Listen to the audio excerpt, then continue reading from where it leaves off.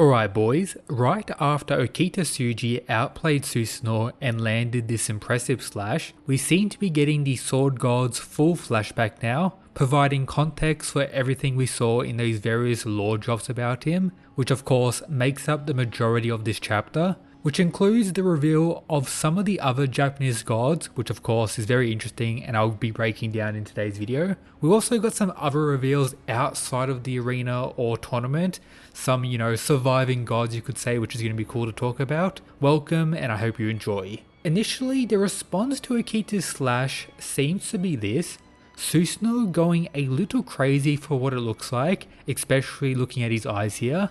And even his blade somewhat changing, you could say. Something clear is that the attack did do some major damage and was very powerful, highlighting once again how much of a monster Okita is and how much he needs to really be praised, which is once again highlighted even in Susanoo's flashback now.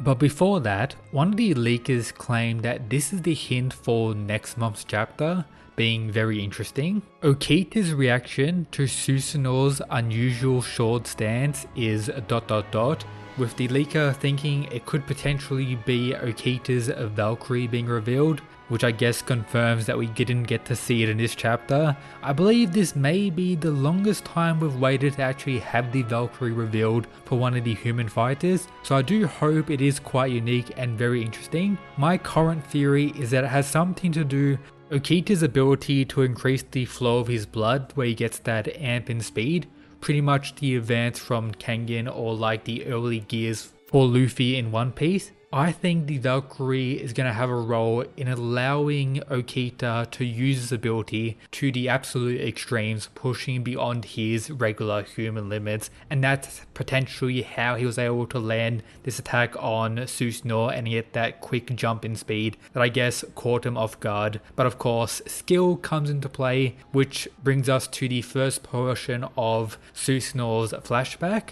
So we get this panel of him pretty much seeing the various swordsmen of history from various points in time. One major example, of course, is we see the clash between Sasaki Kojiro and Masashi. Pretty much the choices he had for the one he wanted to face, which connects to his want to face Okita, the person Susanoo views as the best swordsman in human history, meaning narrative wise it seems like Okita, when it comes to skill alone with the sword, is indeed above the likes of Sasaki, Masashi, and any of these guys on screen now. Once again, more wank for the small little boy, but it is what it is. Man has demonstrated that he's a monster already. And on top of that, the fact that he was chosen by Brunhilde as one of the main fighters to participate in this tournament to defend humanity speaks that Okita Souji will definitely be a monster, and everything we've learnt about him since then is this building that up. However, now coming back to Susanoo and the other part of his flashback, this is where some are probably going to be looking down on him and won't be as hyped for Susanoo moving forward, which for me is kind of the case, but him going kind of insane at the end of the chapter pretty much saved it for me, but let's break it down. So initially we see him slaying the beast known as Orochi, which in Ragnarok seems to be the multi-headed dragon serpent type thing, a very badass panel, and this is where Susanoo pretty much got known as a hero to many, so much so that many started training with the sword, wanting to be like him, defeating people much bigger than him like he did against Orochi, where we see a different side of Susanoo, a more goofy side, yes, but then we get the various reveals of the other Japanese gods, these guys and girls on screen now, which of course have relation to Susanoo in many ways. It's not confirmed, at least in the leaks here, whether these are the evil Japanese gods Susanoo defeated, the other portion of his lore, how he got the title of pretty much the strongest god slayer. If I had to make a guess, I would probably say no, considering panels like this, but they seem to be fairly close to one another, and of course the real world history or mythology about them, which of course connects all of them, and of course Susanoo's role in Japanese mythology as well. So we may be seeing these guys at some point during the fight cheering for Susanoo as an example, But as a reminder, it seems like Susanoo's whole purpose for entering this tournament isn't for destroying humanity or something like that, just his want to face the one he views as the strongest swordsman in history, Okita Souji, which seems to, as we've seen, have an upper hand on the sword god, who is claimed to have mastered every sword style and potentially has a superior version of all said styles, which is crazy to think about, but even right now he's on the losing end against Okita Souji. So now when it comes to these other Japanese gods, who are they? So we got the sister of Susanoo, the brother, and of course the creator of Susanoo, which may be the primordial god of Japanese mythology, Izanagi. I'm not sure whether this is outright confirmed, but based on the pretty much paneling we got, it's probably confirmed, which may connect to stuff Odin is planning, the resurrection of all the primordial gods or gaining their power. We don't know what could happen with this, but I believe yes, another primordial god has been shown here, with there most likely of course being more reveals regarding all of these guys in the full chapter when that does come out.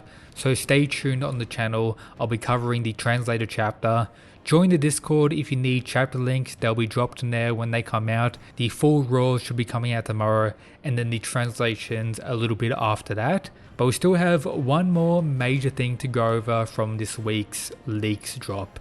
We get to see Apollo again, and of course chilling with his mate from the flashback as well, which is cool to see, them being incredibly friendly. And of course highlighting once again that Leonidas was an absolute monster and may have changed Apollo to a degree. A common trend for a lot of the gods who have pretty much won their fights is them pretty much changing, and the ones that initially wanted to destroy humanity, a main example is Shiva, probably no longer want to do it, and that may be leading to the ending of the tournament with them potentially winning but deciding not to go through with the plan of destroying humanity due to them viewing them in a different light now potentially. Who knows, but this is another factor that's continuing to occur, alongside Apollo mentioning his scar and how much Leonidas actually pushed him. Yes, we know he got injured one major time and the climax of the fight was fairly close, but the fight as a whole, anyone who's read it knows it was fairly disappointing and wasn't the closest fight by any means. Apollo for the majority of the fight dominated and wasn't really in danger at any point outside of the final clash, where he had to pretty much give it his all to actually win. And one final thing is we got this panel of Susanoo seeming like he transformed into this bird. There's people discussing whether this is just symbolism or Susanoo actually did this as he proceeded to pretty much go throughout time looking at the various swordsmen and what they're capable of. So let me know what you think. Perhaps Susanoo can transform, and this may explain his blade changing to a degree as well in the final moments of the chapter. So we'll have to wait and see. This is a cool possibility, but I hope you enjoyed. Shout out to the members, the Mad Lads. Where is Huang and when is he going to return? That's it guys, peace.